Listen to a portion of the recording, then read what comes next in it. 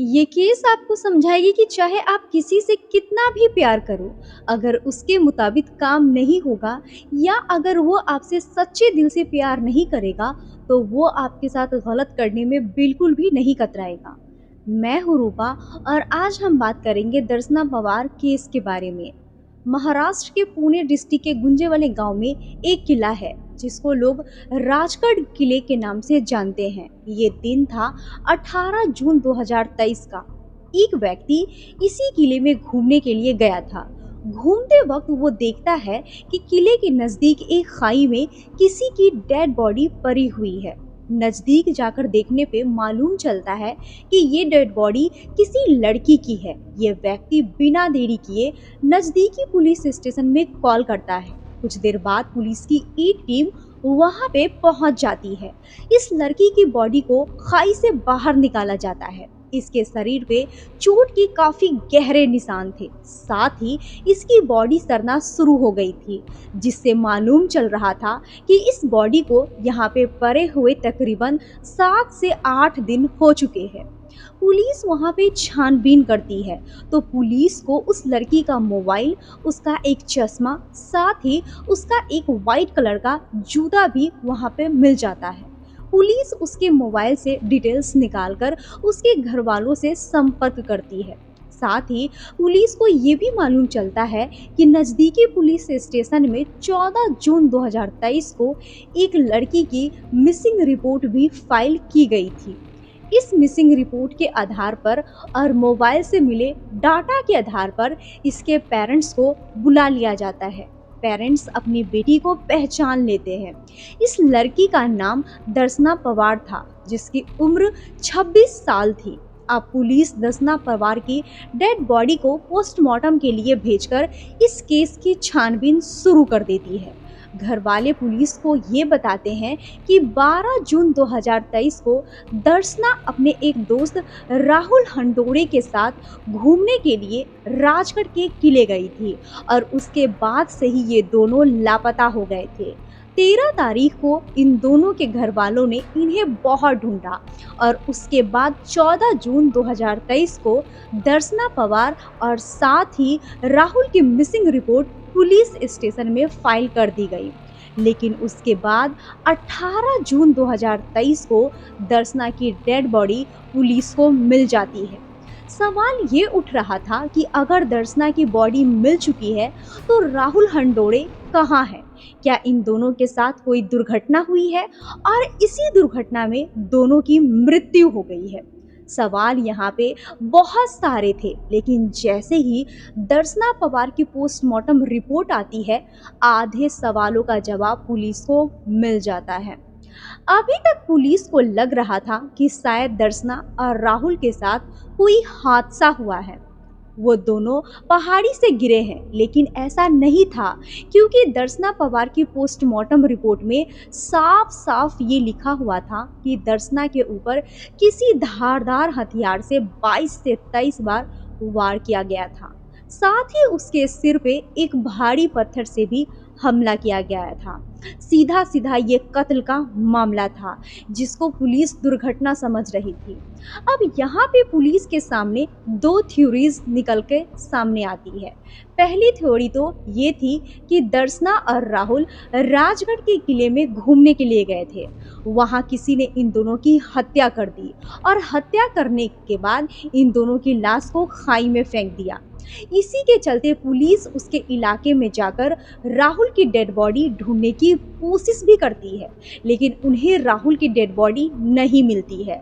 दूसरा जो theory police के सामने थी वो ये थी कि राहुल और दर्शना दोनों घूमने गए थे, लेकिन किसी कारण से राहुल दर्शना की हत्या करके वहां से भाग गया, क्योंकि दर्शना की पोस्टमार्टम रिपोर्ट में साफ साफ ये कत्ल का मामला लग रहा था।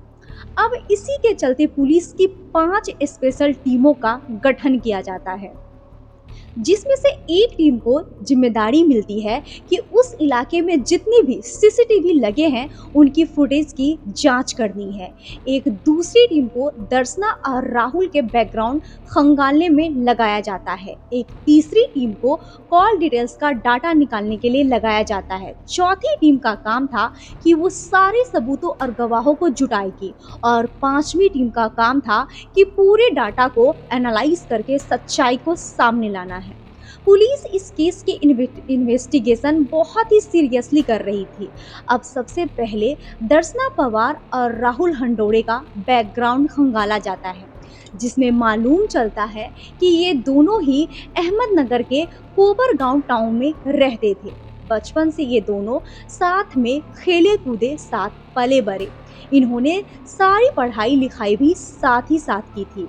दर्शना पवार के पिताजी शुगर मिल में जॉब करते थे। राहुल और दर्शना दोनों ही मिडिल क्लास फैमिली से बिलोंग करते थे। जब इन दोनों की ग्रेजुएशन कंप्लीट हो गई तो दोनों ने सरकारी नौकरी की तैयारी करने का निर्णय लिया। इसी के चलते दर्शना और राहुल अहमदनगर से पुणे आ जाते हैं।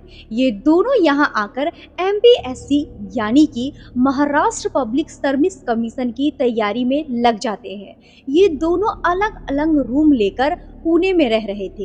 एक ही कोचिंग में ये दोनों तैयारी करते हैं। दर्शना पढ़ाई लिखाई में बहुत इंटेलिजेंट थी। वो अपना सपना पूरा करने के लिए बहुत मेहनत कर रही थी। साथ ही राहुल भी उसके साथ पूरी लगन से अपने एग्जाम को क्लियर करने की कोशिश कर रहा था। तैयारी करने के बाद दोनों ही MPSC यानी कि महाराष्ट्र पब्लिक सर्विस कमीशन का एग्जाम देते हैं। यहाँ पे दर्शना पवार की जो मेहनत है वो रंग लाती है और MPSC में उसे 3rd रैंक मिलती है, यानी कि उसने MPSC में टॉप कर लिया था। लेकिन बदकिस्मती से राहुल इस एग्जाम को क्लियर नहीं कर पाया था। दर्शना का सपना पूरा होने जा रहा था। उसे फॉरेस्ट रेंज ऑफिसर की जॉब मिल जाती। कुछ दिन बाद उसकी ज्वाइनिंग होने वाली थी। इसीलिए वो पुणे से वापस अपने घर अहमदनगर के कोपरगांव टाउन में आ जाती है। राहुल अभी भी पुणे में रहकर अपने एग्जाम की तैयारी कर रहा था। साथ ही वो पार्ट टाइम जॉब यानी कि डिलीवरी बॉय का भी काम करता था, ताकि अपने छोटे मोटे खर्च भी उठा सके। उसके बाद तारीख आ जाती है 11 जून 2023 की, जब दर्शना के कोचिंग वालों ने उसे कोचिंग में बुलाया था सम्मानित करने के लिए। दर्शना अहमदनगर से पुणे जाती है अपने कोचिंग में। वहां उसे सम्मानित किया जाता है। वहीं पे इसकी मुलाकात फिर से राहुल से होती है, जो अभी भी वहीं रहकर तैयारी कर रहा था। राहुल इसे कहता है कि चलो एक बार घूमने के लिए कहीं चलते हैं, क्योंकि उसके बाद तो तुम्हारी जॉब लग जाएगी, तुम्हें वक्त नहीं मिलेगा। और इसी के चलते 12 जून 2023 को दोनों घूमने के लिए राजगढ़ के किले में जाते हैं और इसके बाद से ही दोनों मिसिंग हो जाते हैं। और 18 जून 2023 को दर्शना की डेड बॉडी पुलिस को मिल जाती है। लेकिन राहुल अभी भी लापता था। पुलिस को अभी भी यही मालूम करना था कि एक्चुअल में इन दोनों के साथ राजगढ़ किले में क्या हुआ था। अब जो पुलिस की टीम सीसीटीवी कैमरों को खंगाल रही थी, उन्हें एक फुटेज मिलती है जिसमें 12 जून 2023 को राहुल और दर्शना दोनों बाइक पे राजगढ़ किले की तरफ जाते हुए दिखाई देते हैं। लेकिन उसके 2 से ढाई घंटे बाद उधर से राहुल अकेला वापस आता दिखाई देता है, यानी कि उसके साथ दर्शना राजगढ़ के किले में गई तो थी लेकिन वापस नहीं आई।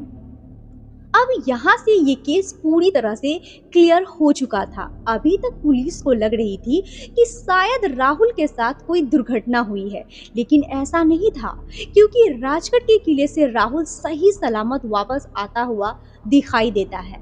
अब पुलिस का जो पूरा शक है वो राहुल की तरफ ही चला जाता है कि हो ना हो उसी ने दर्शना पवार के साथ कुछ गलत किया है। अब पुलिस पूरी ताकत के साथ राहुल को ढूंढने के लिए लग जाती है। उसके मोबाइल को ट्रेस पे लगाया जाता है, लेकिन उसने अपना मोबाइल स्विच ऑफ किया हुआ था।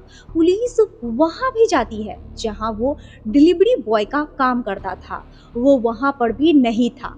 उन्होंने बताया कि पिछले कई दिनों से वो काम पे नहीं आया है। जिस रूम में वो रेंट पे रह रहा था, वहाँ पर भी जांच की जाती है, लेकिन राहुल कहीं भी नहीं मिलता है। पुलिस उसकी लोकेशन को लगातार ट्रेस करने की कोशिश कर रही थी। साथ ही पुलिस उसकी ट्रांजैक्शन को भी ट्रेस कर रही थी, क्योंकि अगर वो कहीं भाग रहा था तो उसे पैसों की आवश्यकता जरूर पड़ती, और इसी के चलते उसने दिल्ली के एक एटीएम से पैसे निकलवाए थे। उसके बाद उसकी लोकेशन कोलकाता की मिलती है, चंडीगढ़ की लोकेशन मिलती है। वो पुलिस से लगातार भाग रहा था। इसी के चलते पुलिस का जो शक है वो भी राहुल के प्रति गहरा होता जा रहा था, और फाइनली 21 जून 2023 को अंधेरी से राहुल को पकड़ लिया जाता है। उसे पकड़कर पुलिस स्टेशन ले जाया जाता है, और यहाँ से ये केस पूरी तरह से क्लियर हो जाता है।